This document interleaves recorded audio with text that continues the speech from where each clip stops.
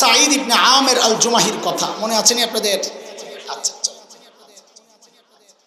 মুসলমান হয়েছেন একটু দেরিতে, হিজরতের পর। হযরত খাব্বাব রাদিয়াল্লাহু আনহুর শাহাদাতের দৃশ্য দেখে মুসলমান হয়েছে। হিজরতের পর মুসলমান হইলে, দেরিতে মুসলমান হলে কি হবে? ঈমান ছিল বড় পাক্কা। কতটা পাক্কা একটা উদাহরণ শুনলেই বুঝবেন। সাইয়েদনা ওমর রাদিয়াল্লাহু আনহু যখন খলিফা, ওমর নরম না গরম? গরম। কেমন গরম? অনেক গরম। না, আচ্ছা আচ্ছা, ঠিক আছে। কতটা গরম একটা হাদিস শুনলেই বুঝতে পারবেন। নবী আলাইহিস সালাম বলেছেন, ওমর যেই রাস্তা দিয়া চলে শয়তান ডরে আর ওই রাস্তায় থাকে না, আরেক রাস্তায় চলে যায়।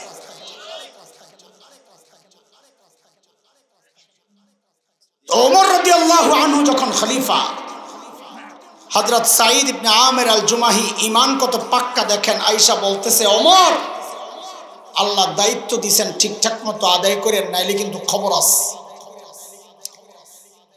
এতটা সাহস কই পাইল? কলিজায় এত সাহস কোত্থেকে আসলো? মানুষ নিজে যত সৎ হয় তার সাহসও তত উঁচা হয়। নিজের মধ্যে 2 নম্বরই থাকলে কথা বলবে মিনমিন মিনমিন কইরা, আর তেলের দাম বাড়াবে। হযরত ওমর যখন এই কথা বলছেন, হযরত ওমর ধরছেন, মিয়া সব দায়িত্ব আমার কাঁধে চাপায় দিয়ে আমারে ওয়াজ করে, তোমরাও কিছু কাজের ভাগ লও। তো জোর করে ধরে সিরিয়ার এক শহর হিমসের গভর্নর বানায়া পাঠাইয়া দিছেন। ওই যে আপনাদেরকে বলেছি লাইনে চলবো, মাঝে মধ্যে একটু বাইর হবো লাইনের কথা বুঝাইতে, এখন একটু বাইরে যাইতেছি, আবার চলে আসবে ইনশাআল্লাহ। দুনিয়ার সিস্টেম হচ্ছে, যে এলাকার মানুষ যত ধনী হয়, ওই এলাকার জনপ্রতিনিধি যারা মেম্বার, চেয়ারম্যান, এমপি, তারাও ওইরকম ধনী হয়। আজকের দুনিয়ায় Bangkok, Singapore, Thailand, Dubai, Abu Dhabi, Karachi, Bombay, আমাদের চিটাগাং, এগুলো যেমন বাণিজ্যিক শহর, ওই সময়ে গোটা দুনিয়ার বাণিজ্যিক শহর ছিল সিরিয়া। এবার বুঝে শুনে বলেন তো, সেই সিরিয়ার শহর, তার একটা শহর হিমসের গভর্নর ধনী হওয়ার কথা না গরিব হওয়ার কথা? কেমন ধনী? ছোট মোটো না অনেক বড়? সময়ের সেরা ধনী হওয়ার কথা, তাই না? দেখেন আমি কি বুঝাইতেছি, মানুষগুলো ছিল কি হইল কি, মনে আসতো কথা? গোড়া হারায় গেল তো আমি শেষ। হিমস থেকে এক দল আসছে হযরত ওমরের সাথে সাক্ষাৎ করার জন্য। সাইয়েদনা ওমর তাদের সাথে কথাবার্তা বলার পর বললেন, তোমরা একটা কাজ করো, হিমসের গরিবদের একটা লিস্ট দাও, আমি বাইতুল মাল, রাষ্ট্রীয় কোষাগার থেকে ওদের জন্য কিছু বরাদ্দ দিয়ে দিই। বেটারা তো সুযোগ পাইয়া লিস্ট একটা করছে বড়, নিয়ে হযরত ওমরের সামনে পেশ করছে। ফুকারা ও হিমসের গরিবদের লিস্ট। আল্লাহ, মানুষগুলো ছিল কি হইল কি দেখেন। মনে আছে কিনা আপনাদের, যারা একটা পয়সার জন্য মানুষ খুন করত, এটা হচ্ছে ছিল। আর কোরআনের ছোঁয়া এখন পরিবর্তিত জীবনটা দেখেন। একটা ধনী এলাকার গভর্নর যখন ওই হিমসের লোকেরা গরিবদের লিস্ট জমা দিছে হযরত ওমরের কাছে, হযরত ওমর লিস্টটা ধইরা অবাক হয়ে তাকায় আছেন। কেন? কারণ হযরত ওমর দেখেন যে ওই লিস্টের শুরুর দিকেই হিমসের গভর্নর সাঈদ ইবনে আমের আল জুমাহির নাম। সাইয়েদনা ওমর জানতে চাইলেন, আমি এরকম ফাকিহ এরকম কি ব্যাপার, তোমাদের গভর্নর বুঝি গরিব মানুষ? হিমসের লোকেরা জবাব দিলেন, বালা আমিরুনা আফকারুনা, আমাদের গভর্নর শুধু গরিব না, হিমসের মধ্যে সবচাইতে গরিব। হযরত ওমর এতটা খুশি হয়েছেন এই কথা শুনা, সাথে সাথে 1000 স্বর্ণ মুদ্রা প্যাকেট করে দূত মারফত পাঠাইয়া দিয়েছেন, যাও আমার সাঈদকে আমার পক্ষ থেকে এটা হাদিয়া দিয়ে আসো। কত? 1000 স্বর্ণ মুদ্রার দাম কত? লাখখানিক তো হইবই, তাই না? কোটি কোটি টাকা। দুধ যখন এই বিশাল অঙ্কের হাদিয়া নিয়ে হযরত সাঈদের কাছে পেশ করছে, আহা ছিল কি হইল কি। হযরত সাঈদ প্যাকেটটা খুইলাই যখন দেখলেন এই বিশাল অঙ্কের হাদিয়া তার জন্য, তিনি সাথে সাথে প্যাকেটটা ছুঁড়ে মেরে চিৎকার দিয়ে বলে উঠলেন, ইন্না লিল্লাহি ওয়া ইন্না ইলাইহি রাজিউন। কি পড়ছেন? ইন্না লিল্লাহি ওয়া হাদিয়া পাইলে ইন্না লিল্লাহ পড়েন, আলহামদুলিল্লাহ পড়েন। আপনারা কি পড়তেন জানি না, আমার ইমানের যে হালত, এমন একটা পোটলা পাইলে এরকম বুকে জড়াইয়া ভিতরে যাইয়া বউরে কইতাম, লাভ দিতাম আর কইতাম তুমিও আলহামদুলিল্লাহ পড়ো, আমিও পড়তে থাকি, আলহামদুলিল্লাহ খতম চালাইতাম দুজন। আল্লাহর নবীর সাহাবী কি পড়ছে বলেন? এমন ভাবে ইন্না লিল্লাহ পড়ছেন, বউ তো ভেতর থেকে ডরায় গেছে। আরে মদিনা থেকে দূত আসছে, না জানি কোন দুঃসংবাদ নিয়ে এসে আল্লাহই জানে। সাথে সাথেই জানতে চাইলেন, আকুতিলা উমর ইবনুল খাত্তাব, কি ব্যাপার সাইয়েদনা ওমর বুঝি শহীদ হয়ে গেছেন, এইভাবে ইন্না লিল্লাহ কেন পড়লেন? হযরত সাইদ জবাব দেন, না না না, ওমর শহীদ হন নাই, বরং ঘটনা তার চেয়েও মারাত্মক। ঘটনা তার চেয়েও মারাত্মক। বউ আবার জানতে চাইলেন, আকুতিলাল মুসলিমুনা ফি মারিকা, তাইলে কি কোন যুদ্ধে মুসলমান ব্যাপকভাবে শহীদ হয়ে গেল কিনা? হযরত সাঈদ বলেন, না না, ঘটনা তাও না, তার চেয়েও মারাত্মক। বউ তো এবার আরো ডরায় গেছে, কাহারি না জানি আমার জামাইয়ের কল্লাটা নিতে পাঠাইছে। আর বলেন না তাড়াতাড়ি কেন এইভাবে ইন্না লিল্লাহ পড়লেন? মুসলমান ছিল কি হইল কি? যেই কথাটা তিনি বললেন, কেন ইন্না লিল্লাহ পড়ছেন, কিয়ামত পর্যন্ত উম্মতে মুসলিমার জন্য নসিহত গ্রহণের একটা খোরাক হয়ে গেছে। কি আজীব কথা বললেন, কেন ইন্না লিল্লাহ পড়ছেন? তো বলে কি জানেন, উদখিলাত আলাইয়া দুনিয়া লিতুফসিদা আখিরাতি, আরে আমার ঘরে দুনিয়া ঢুকায়া দেওয়া হয়েছে আমার আখিরাতকে বরবাদ করার জন্য। সাথে সাথে বিবিকে বললেন, আমি চাই মদিনার দূত আমার ঘরে থাকতে থাকতে এই 1000 স্বর্ণ মুদ্রা তুমি হিমসের গরিবদের মধ্যে বিলায়া দিবা। কি বুঝলেন কোন? শাসকের মধ্যে যদি দিন থাকে তো নিজের বরাদ্দের টাকাটাও জনগণকে বিলায়া দিয়ে দেয়, আর শাসকের মধ্যে দিন না থাকলে জনগণের বরাদ্দের টাকা মাইরা বিদেশে যায় বাড়ি বানায়। কথা ঠিক? হযরত সাঈদ যখন বললেন সব দিয়া দাও, বউ তো আর আমাদের বউ না, আপনাকে না, আপনাকে নদী পারে তো আমি কোন বিপদে পড়ি, আল্লাহ আমারটা কথা, আমারটার উপরে দিয়ে যাক শুনবো না, আমার বউর কথা সব দিয়ালাম, ভেসকি যে মারলো সব দিয়ালাম।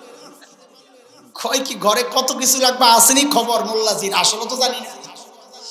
বেশি পিড়াপিড়ি করলে বলতো 2 ভাগ করেন, অর্ধেক আপনার অর্ধেক আমার, আমারটা থাক আপনিটা দিয়ে আলান, আমারটা দিয়ে ঘরের কাম করি। কিন্তু বউ তো হাসান জামিলের বউ না দোস্ত, বউ তো সাহাবীর। কার বউ? সাহাবীর বউ। পোলাপাইন যারা বিয়া করস নাই তো করে একটা ফ্রিতে পরামর্শ দিয়া যায়, দিবি? হ্যাঁ, এই যে অনেকে বিয়ে করতে চায় বউ পায় না, দেরি হয়, কারণ খুঁজে পায়।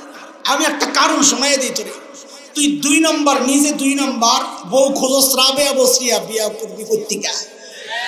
আল্লাহ কি জালেম রে, তোর মতন 2 নম্বরের কাছে রাবেয়া বসরিয়া রে পাঠায়া বেড়িরে ঠকাইব। তুই যদি তাড়াতাড়ি বিয়া করতে চাস, তুই যেমন 2 নম্বর, একটা 2 নম্বর খোঁজ দেখবি, পাওয়া যাবে।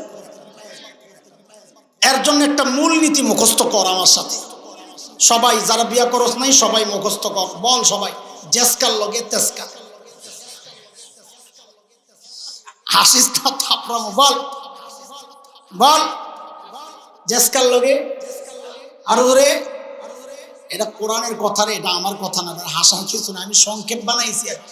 কোরআনে আল্লাহ বলেছেন না সূরা নূরের মধ্যে, আল খাবিসাতু লিল খাবিসিনা ওয়াল খাবিসুনা লিল খাবিসাত আত-তাইয়িবাতু লিত-তাইয়িবিনা ওয়াত-তাইয়িবুনা লিত-তাইয়িবাত উলাইকা মুবাররাউনা মিম্মা يقولون لهم مغفرة ورزق كريم আল্লাহু আকবার। এটা তো পুরো আয়াত পড়লাম, এর সংক্ষেপ তরজমা যদি করা লাগে হুজুর করে জিগা মিলে কিনা জাসকাল লগে তেসকা। আগেরকার দিনে মুরব্বীরা যখন বিয়া করতে যাইতো মার বোন রে নিয়ে মাইয়া দেখতে যায়, কি জিজ্ঞেস করতো, মা গো সূরা ফাতিহাটা শোনা। হুজুরের মাইয়া সূরা ফাতিহা কেন পুরো কোরআন শরীফ জানে, কিন্তু সূরা ফাতিহা জিজ্ঞেস করলে কাঁপতে কাঁপতে শেষ, জবান বন্ধ। কত লাজুক ছিল আগে মানুষ। এই লাজুকতা মেয়েদের সৌন্দর্য বেটা। এখন তো খালি স্মার্ট খোঁজে, স্মার্ট স্মার্ট একটা ধৈর্য লইয়া বিয়া কইরা পরে হুজুরের কাছে গোপনে যোগাযোগ করে, হুজুর একটা তাবিজ দেন। কিসের তাবিজ করবো? মারে আমার কথা বলে না। হ্যাঁ, মেয়েরে জিজ্ঞেস করতো সূরা ফাতিহা কও, জানে না। আরে কি আশ্চর্য, কোন নামাজ কয় রাকাত জানে না, অথচ সব পড়ে। জিজ্ঞেস করছে ওযুর ফরজ জানোনি? তো একটু লইরসেরা বইছে, মনে হইলো যেন একটা কমন প্রশ্ন পড়ছে। কয় জি জানি। কয়টা? কয় 12টা। বিশ্বাস করস না তোরা? আমার এক ওস্তাদ গেছে বিয়া করতে, তো শুনছে আগের থেকে মেয়েটা খুব লাজুক, হুজুর সিদ্ধান্ত নিছে বিয়া নেই কোন। আগে মানুষ লাজুক খুঁজতো, তো মার বোনরে নিয়ে গেছে, চিন্তা করছে প্রশ্ন যদি কঠিন করি, যদি না পারে তো শরম পাবো, যদি বিয়া ভাঙ্গা যায়। আগের থেকে নিয়ত করছে একটা সহজ প্রশ্ন করছে। যায় বলে জিজ্ঞেস করছে, হে গো ফজরের নামাজ কয় রাকাত? মনে করছে অন্য নামাজ জিজ্ঞেস করলে নফল সুন্নত বিতির টিতির প্যাসপুস লাগতে পারে। ফজর নামাজ 2 রাকাত ফরজ, 2 রাকাত সুন্নত কয় লিব। যে জিজ্ঞেস করছে ফজর নামাজ কয় রাকাত, আমার আম্মা জান বলে কয় 12 রাকাত। হুজুর কয় কাটছে, আমার বিয়া শেষ। মা বলে হাসতে হাসতে শেষ। বলে তুই ডরাইস না, বিয়া নিয়ে করাম। ওই মেয়েটা লাজুক, আমার পছন্দ হয়েছে। বিয়ার পরে বলে হুজুর জিজ্ঞেস করছে, আই হিসাব দাও, 12 রাকাত কি হিসাবে কইলা? বউ বলে আমি তো 12 রাকাত কইছিলাম, আমার জায়গায় আপনি হইলে 20 রাকাত কইতে। ছিল নি মুরব্বীরা, এমন অবস্থা ছিল নি। এখন যুগ পাল্টাইছে। এখন পোলাপান যায় বিয়া করতে যায় আর এগুলা জিজ্ঞেস করে না। ওই বিশ্বকাপ চলাকালীন বলে বউ দেখতে গেছে, যায় বলে জিজ্ঞেস করে, হে গো কোন দলের সাপোর্ট কর? গান কোনটা পছন্দ? গান তোর কয় না, যায় ভাব লয় সং সং। সিনেমা কোনটা দেখো? নায়ক কোনটা তোমার পছন্দ? এইবার বুঝি আপনারা কি বুঝছেন দেখি। এই প্রশ্নগুলা করা ঠিক আছে না?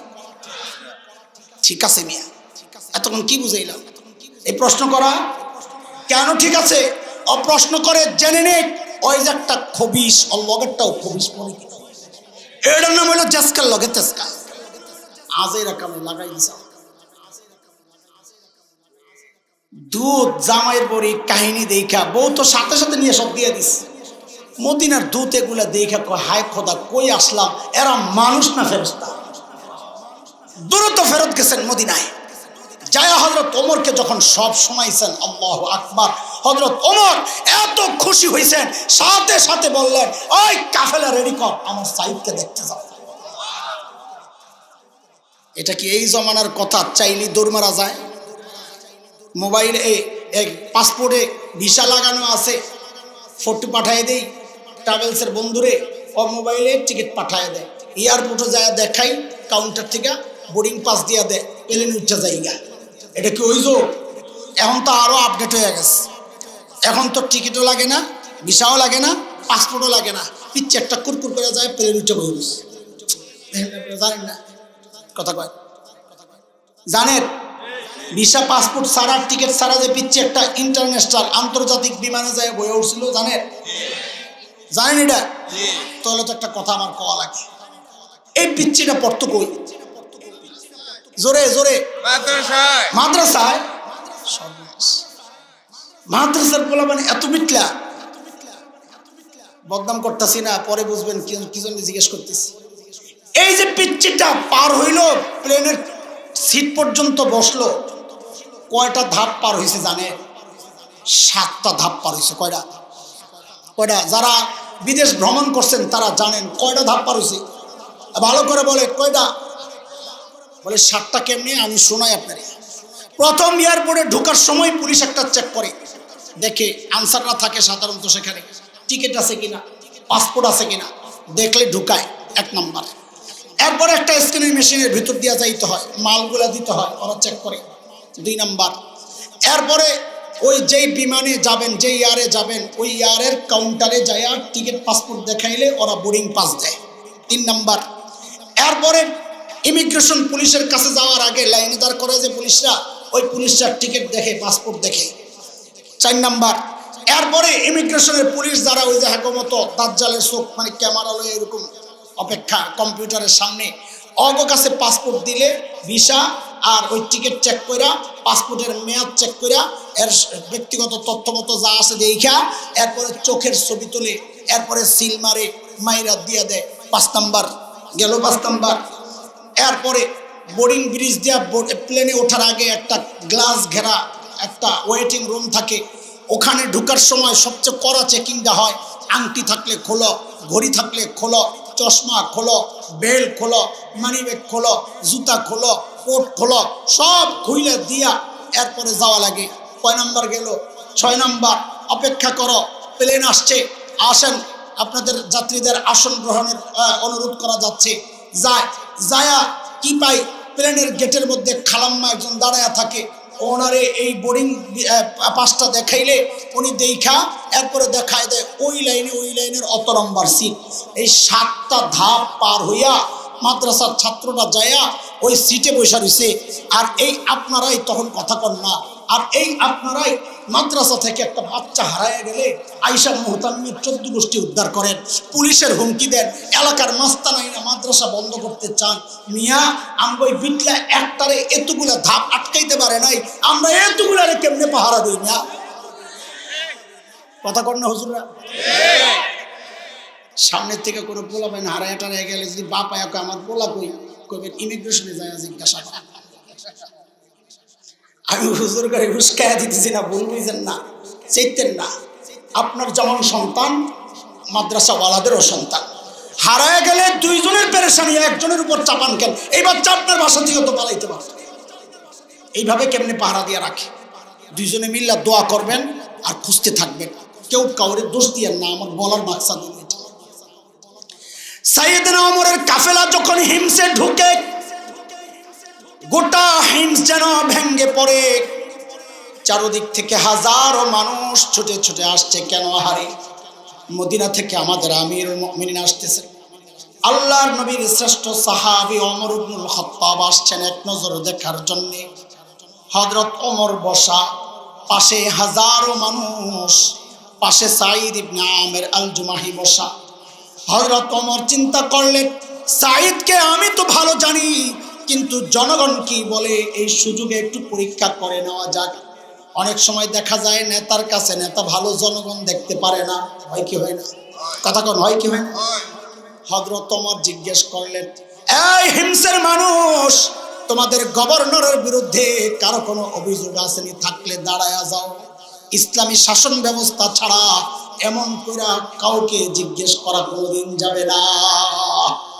ইসলামী শাসন থাকলেই মানুষ প্রকাশ্যে এইভাবে অভিযোগ দায়ের করতে পারে। কথা কন, কথা কন।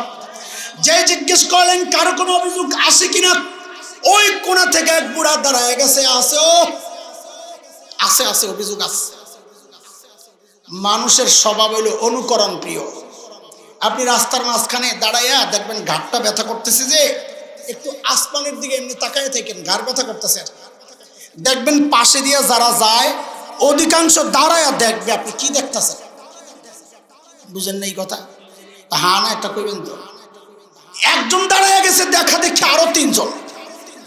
হযরত ওমর কয়, সর্বনাশ, কারে দেখতে আইলাম? এর বিরুদ্ধে দিয়ে অভিযোগের শেষ নাই। না না, আমার সমস্যা। আচ্ছা ঠিক আছে, আইলে সমস্যা নাই। আমার অজুহাত দিয়ে তুমি আমার বন্ধ করে না, হুজুরের অজুহাত দিয়ে বন্ধ করার অসুবিধা নেই। মায়া করে সারা রাত কথা বলে খাই দিবে না খাই